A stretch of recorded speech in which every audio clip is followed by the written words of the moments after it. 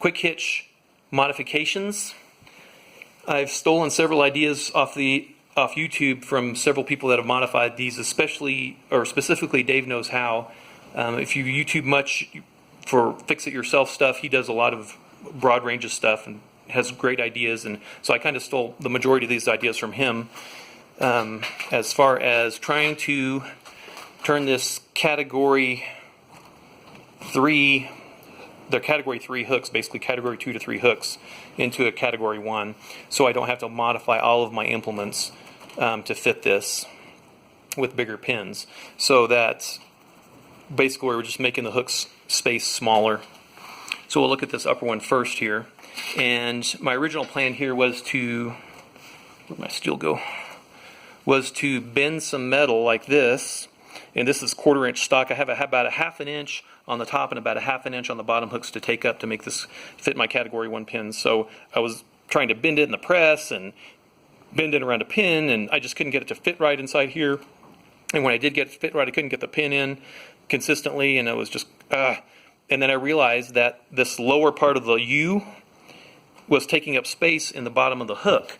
So then I decided, well, I'll just go ahead and cut some 1/4 inch flat pieces. I'll weld one on the back and I'll weld one on the front, or front and back, whichever's which, and that way the pin will just drop right down to the middle and go all the way to the bottom and hit the bottom of the hook, rather than having 1/4 inch of steel down on the bottom, which wasn't really necessary.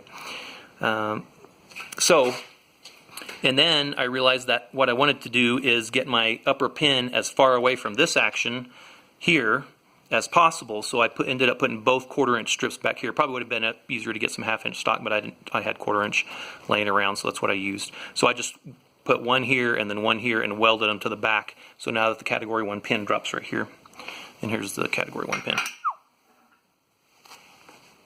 So and I tried to taper it up here a little bit. I might grind that off, try to make it a little bit smoother. Probably not.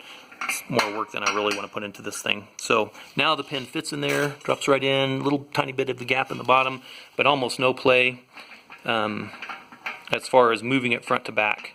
So that should work well. You'll also notice, if you have the same hitch, that these are the original holes right here and right here that went in these holes here and here. And so what I did was I wanted to extend this out as far as I could, so I didn't have to cut off the ends of my implements.